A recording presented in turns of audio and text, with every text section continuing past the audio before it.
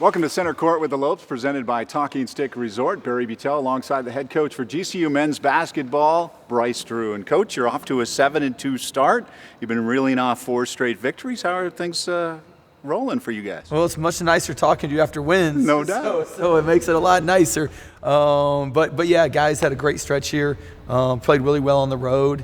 And so yeah, excited for the guys how they're playing right now. Let's travel back a couple of games, right? The SWAC regular season champs, Alcorn State comes in, gave you guys a little bit of a test. They had a pretty pesky guard in Joshua. Can you talk a little bit about how your team was resilient to come away with a? Yeah, there was definitely no middle ground in that game. It was either feast or famine. We were feasting. You were feasting big time. The first 15 minutes of that game, and then it was famine for about the next 20 minutes. We were up 30, tied, and then ended up pulling away and winning at the end. But a really good team. They've had some really quality wins, so was proud of our guys to regain themselves the last 8 minutes to win. Have you had, when everything's clicking, when you go out to a 38-8 start like that in the first 12 minutes, it seemed like everything was hitting? Yeah, I've never been part of that before, that you build it up like that and then you lose it. But again, it's really tough when you lose momentum to regain it late in the game, and our guys did a great job at regaining it late in that game. It seems like guys will, who's going to step up, and it was Josh Baker who had 2 big steals in that game, and you guys kind of turned the tide a little bit. But it takes guys like that to kind of come up with a big play, right? Correct. Players make plays. Josh has played really well for us, and defensively he's really cerebral. He has a good feel. And being at the right place at the right time isn't a coincidence a lot. It's just having a feel for where the ball is going to be, and he did a great job at that. What a gutsy performance, too. Javon Blacksher Jr., season high 21. He had 5 assists in the game, had that ankle issue come in, and he tried to fight through it. But what a gutsy performance by Javon. Yeah, he's been a little banged up, and it was great to see him break out and shoot the basketball so well. Thought he made key shots for us, and hopefully we're going to get him back soon. When he's playing well, obviously our team can get to another level. Yeah, and your team did go to another level without him as you traveled to Laramie and took on the Cowboys in a big win. You had an early lead there. You got it back to 1, and they got it back to 1 at the half. What can you say about that road win? Really excited for our guys. It's tough to win on the road. I think it's 70% of college basketball home games are won by the home team, and so it's very tough to go on the road. When you add in the altitude, it's the highest altitude school in Division I basketball. Yeah. And they were 14-1 at home last year. Yeah, so there was definitely sometimes we looked out at our guys and it looked like they were running in quicksand. They just couldn't get going. But I really thought they fought through and through some runs that Wyoming had on us during that game. And for the 7th time in 9 games, you held your opponent to under 40% shooting. Are you pleased with how your team's playing defensively? Very well. I think they're communicating well. We spent a lot of time in practice on it, and it's nice to see some of that practice, coming out in the game. Now, it was the offensive rebounds were really clicking there in that game, but the second chance points were limited, and guys definitely stepped up when needed. Last year we played Wyoming, we had 22 offensive rebounds and we lost the game. This year we had 1 offensive rebound and we won the game. And so I think coming in, they made a big emphasis, how we probably rebounded against them last year. And we're playing 3 guards often. We play 3 guards. You're trying to hopefully not turn the ball over as much. You're hoping to shoot better. You're hoping to shoot better from the free throw line. But one of the things you can definitely give up is the rebounding. And, offensively, we did not get as many as we usually get. I got to close it out by talking about Ray Harrison. He's definitely stepped up in the game, scored 21 points. Big shots. He had a lot of shots in that first half to get us the lead, and then, really big shots down the stretch. And, he did a really good job, I think, playing within the context of the offense. And then when he did get a mismatch or, they switched their 5-man on him, then he went one-on-one and just made plays. Coming up, we turn to Molly Miller to check in on women's hoops before they head off to Montana and Big Sky Country.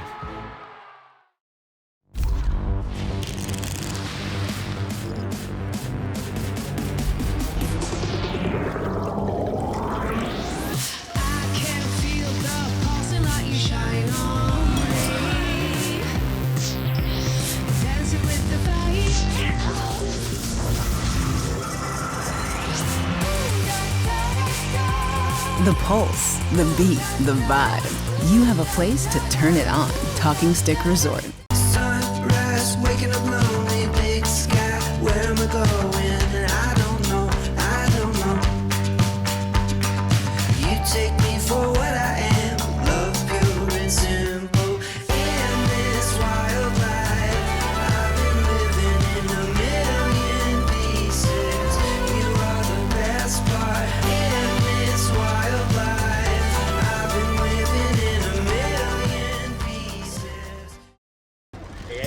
This is gonna be tough. I mean, that's a bag full of Whataburger's Buffalo Ranch chicken strip sandwiches with tangy buffalo sauce and creamy buttermilk ranch, melty Monterey Jack cheese, and 3 crunchy chicken strips. How long will you have to wait before you enjoy yours? Oh, about that long. Whataburger's Buffalo Ranch chicken strip sandwich is back for a limited time. Just like you like it. 16th, they'll take a look at that. You will never see anything else like this in the world of golf.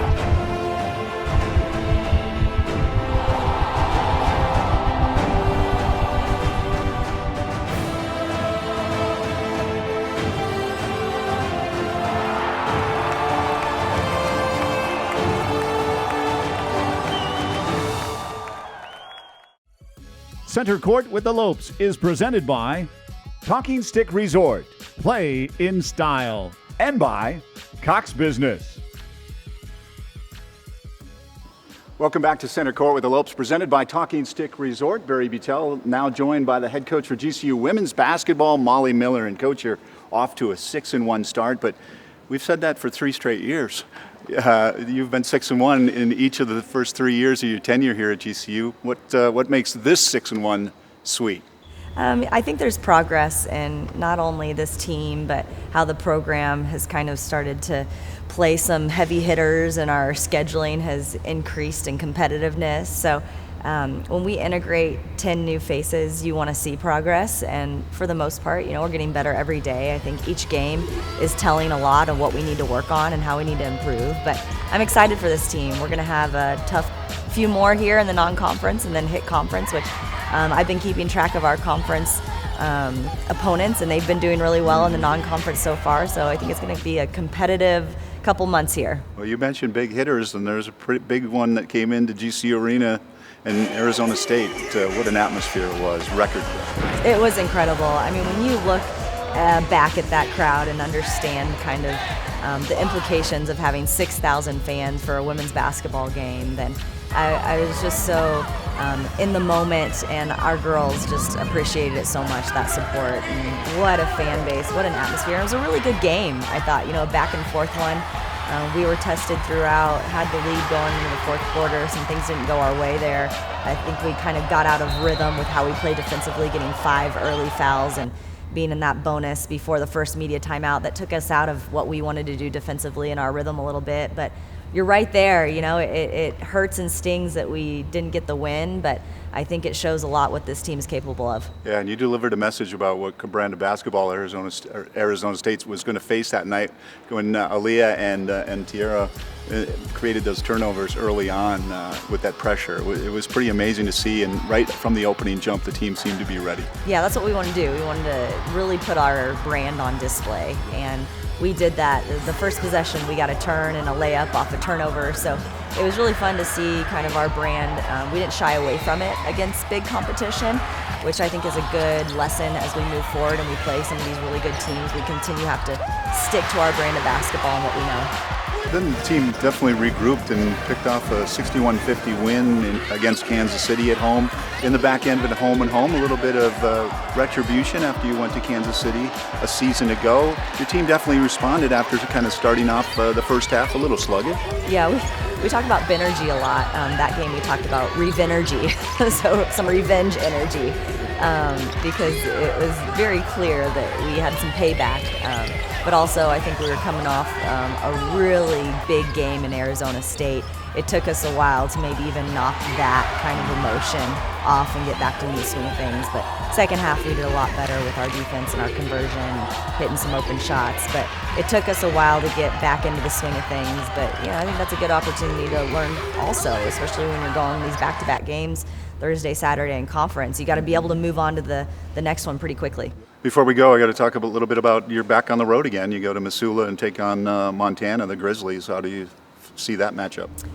Really tough environment to play in. They draw well, and we're excited to be on the road, play some good competition.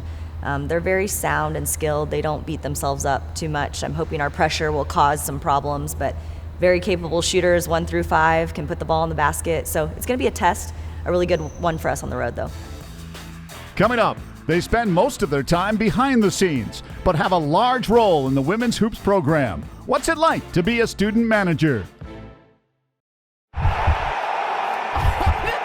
they'll take a look at that. You will never see anything else like this in the world of golf.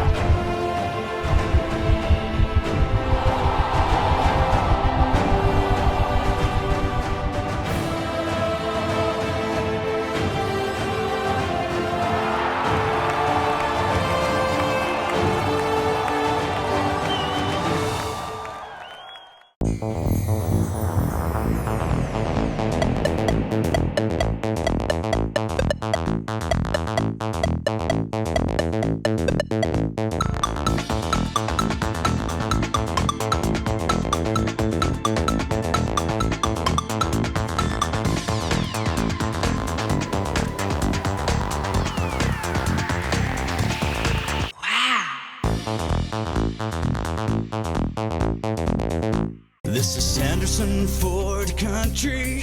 All roads lead to Sanderson Ford for sales, service, and satisfaction. Follow the road for award-winning service. They have 2 large service centers with Ford-certified master technician, the state's largest parts department, a body shop, quick lane service center, the customs shop, an on-site Starliner diner for a quick bite while you wait. All roads lead to Sanderson Ford for sales, service, and satisfaction.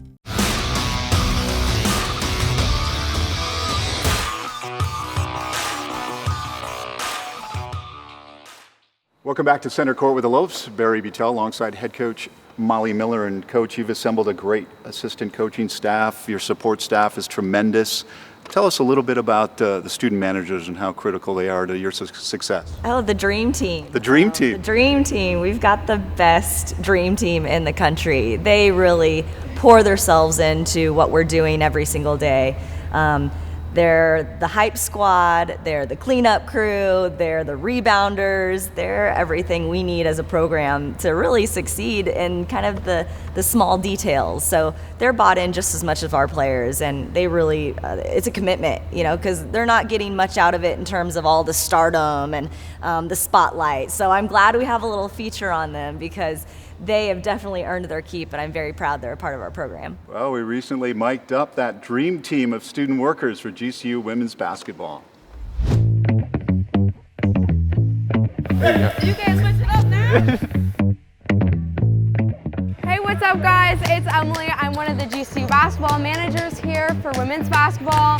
Just going to take you around for a day in our life on a typical day of practice. A really big responsibility is Gatorade, because if the Gatorade sucks, then people get really mad at you. The players are very picky about their Gatorade. So like, if you think it's sweet, it's not sweet enough, and you need to add more powder. It is almost kind of like a perfect taste. Now look, nobody better look at me and say, what's wrong with this Gatorade? I like it. You did great. Thank you, guys. So it sounds like we've got some good feedback. I like bell peppers. But it's good. But I tried to get you to cook asparagus and you didn't. I said we could, and then you said no. Yeah, because you're making it too complicated. If I cuss, do you have to like bleep it out? Let me take it, this is my job. Look at that, real footage of what a manager does. Asha forgot to take off her necklace. It is kind of nice. Do we think it's real? Probably not. The GOAT, Isaac Demosthenes, finally mic'd up. The moment we've been waiting for.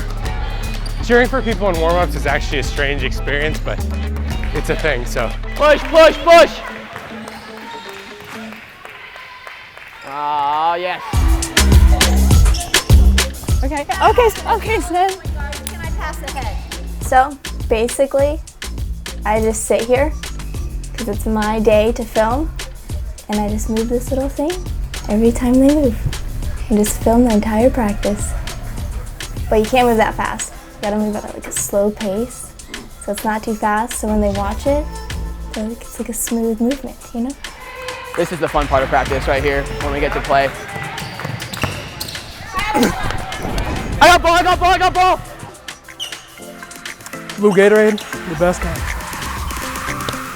When's a duck's favorite time to wake up? At the quack of dawn. I got, hey, I got ball. Come on, Isaac, With the mic on! With the mic on! You're supposed to have everything, like the time, score, shot clock. Make sure you have, all the corners. You want to see some entertainment? Watch me play horrible defense. Hit that. Good shot, Ellie. Good shot, Ellie. That's a great pass. Great shot. Oh my goodness. Straight mixing goal. Mix. Blender. Ninja fruit. And you're on. It's only on me. It's only on me. It's only on me. That's a wrap, guys. Great practice today. Great work. Everybody worked hard. Everybody did their thing today. GCU, Dream Team, we out. Dang. Up next, assistant coach Jamal Walker takes us through how faith, family, and basketball play a vital role in his life.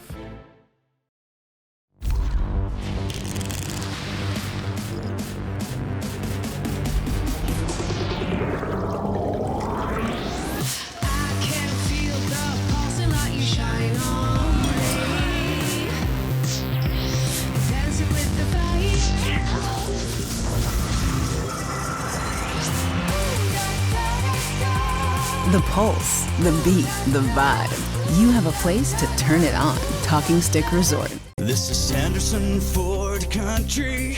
All roads lead to Sanderson Ford for sales, service, and satisfaction. Follow the road for award-winning service. They have 2 large service centers with Ford-certified master technicians, the state's largest parts department, a body shop, quick lane service center, the customs shop, an on-site Starliner diner for a quick bite while you wait. All roads lead to Sanderson Ford for sales, service, and satisfaction. Sunrise, waking up lonely, big sky. Where am I going? And I don't know.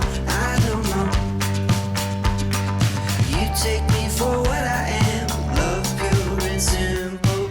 In this wild life, I've been living in a million pieces.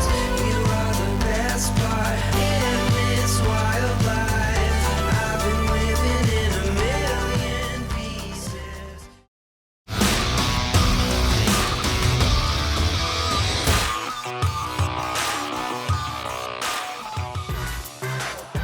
It's time for the Talking Stick Resort Play of the Week.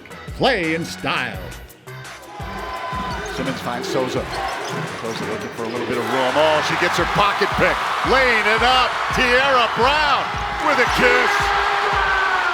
And that's that defense that Molly Miller brings.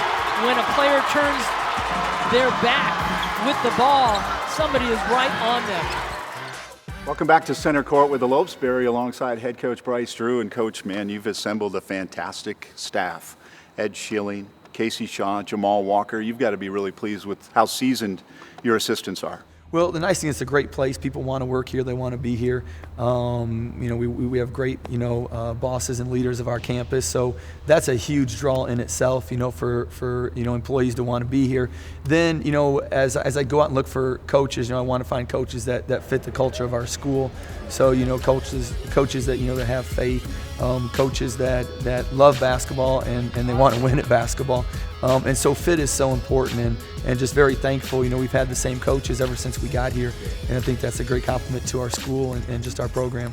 Well, recently, Lopes insider Paul Coro had the opportunity to catch up with assistant coach Jamal Walker to find out more about his role both on the court and off the court. Over the past 2 seasons combined, GCU is the second lowest opponent field goal percentage in the nation. Really? You're the man in charge of that defense. What does it take to embed that kind of defensive culture here? Well, I think first you got to go with the personnel. You got to have people who are willing and committed to play defense. And you got Coach Drew, who stresses it. And so it's easy to put a system in when you have the right personnel and you have an emphasis on it from the head coach. Since you've been here, is there a player that you've seen it click for or turn that corner that really meant a lot to you see happen? Off the court, it was Oscar Frager. he obviously everybody's heard the story about giving his life to Christ, and so that one was one. You've worked in several great basketball programs, but this is sort of the full circle return to a school of faith for you. What's it like to be able to marry basketball and faith and what you guys do to embed it in the program? Yeah, it's special because you don't get too many places in college basketball where you get an opportunity to express yourself the way you do here at GCU. And so to have an opportunity to have President Mueller in this school and to have a great basketball culture that we have, you get the best of both worlds. You get a great experience not only spiritually, but from the basketball standpoint and educational. And you can't beat that. And when you're a player or a person who wants to grow not only as a basketball player but as a person as well. You're a coach, but it's clear that you're a mentor as well for these guys off the court. What are those relationships like for you? They mean everything to me. I think when you talk about being that coach, you want to have relationships with the players, not only just basketball-wise, but just life after. I mean, my favorite thing is when I get texts from former players about their kids, about Happy Father's Day, and they want to include me in that. It's really, really special. And so I believe that legacy is something that you embedding not just by winning basketball, being in college basketball, but embodying relationships and having those lifelong relationships, and that's legacy to me. So I love the banner that we put up, but I love the special relationships that I get to build, and they go long beyond banners here. You're helping raise these guys and the young men, but you got your own boys to do that too, and parenthood had an extra wrinkle for you guys with navigating epilepsy with your 10-year-old son, Braylon. How has that been for you since the diagnosis? Well, it was hard at first. I mean, I think that I didn't know what epilepsy was. My wife, we had to learn and we had to get educated. And so we've been very fortunate that he hasn't had seizures in the last couple of years. But now we've grown to kind of embodied that relationship with the Epilepsy Foundation. My wife's on the board. I don't know if people notice it's Epilepsy Awareness Month right now. So I'm actually wearing some shoes. If you look there, they have my son's name on them. And they're kind of the purple. The color actually is purple, ironically, that for epilepsy awareness. So we just try to draw attention to it as much as possible because there are so many people who are affected by it, and we just want to help our way. You know, God doesn't make mistakes, and so for our son to have that kind of gave us awareness to maybe have a cause and rallying to help support those other families as well. That's the awareness thing that is most important. There's no cure, so you're working on awareness because so many people around us probably are affected by it and we don't know it. Yeah, well, more than you think. I mean, it's 1 in 9. I think that people who have at least a seizure or two in their time. And so we're just very fortunate and blessed that we're aware and we have the resources and means, and not other people do, to get their son on medication or their daughter on medication or an adult, and just raise awareness to what are those things that they look for and the triggers that maybe cause them, and just try to help people just have a support system, and that's what we try to do. Coming up, with only 3 games left on the non-conference schedule, what does the head coach want to see from his team?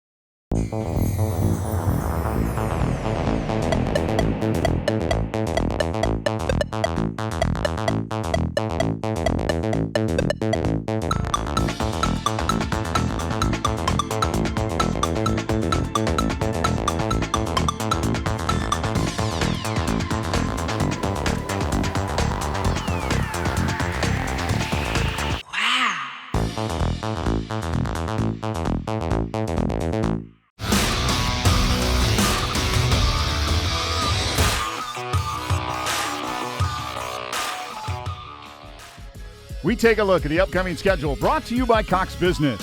Saturday, the Lopes head downtown to the Footprint Center for the Colangelo Classic as they take on last season's regular season Conference USA champs, North Texas. Then it's back to GCU for a couple. It's Pepperdine on the 17th and Idaho State on the 20th to wrap up their non-conference slate. GCU kicks off their conference schedule right after Christmas on the 29th against California Baptist. All home games can be seen on Fox 10 Extra or on the ESPN Plus live streaming app. Welcome back to Center Court with the Lopes. Barry alongside Coach Drew. And Coach, you had mentioned to Paul Coro that you were in the midst of your toughest 5-game stretch. You've now 2-0 to begin this stretch. What about the remaining 3 on this stretch? Yeah, it stays tough, playing some really good teams that have some really quality wins. The nice thing is we get 2 of those in our home gym and then 1, downtown in the Suns Arena, which is always a great experience for our guys, get to play down there. Loyola Marymount comes in 7-3, and they're coming off a 12-point win over Nevada. Really good team. They've beat Nevada, they've beat Wake Forest, they've beat Georgetown. A lot of quality wins and a lot of experience. And so, it's a great opportunity for us to play a really good, West Coast Conference school that has some quality wins. Tournament team in North Texas, down at the Footprint Center at the Colangelo Classic. A well-tested North Texas team. Very good team. 2 years ago they beat Purdue in the NCAA tournament. They won Conference USA last year. They're usually a top 70, net team consistently. And so, again, another great opportunity against 2 really good teams this week. And then to close out the stretch, Pepperdine, who you had to move this game back to the December 17th coming in there. They've won 5 games out of 7. Really explosive offensively, maybe the most explosive offensive team that we'll have played up to that point.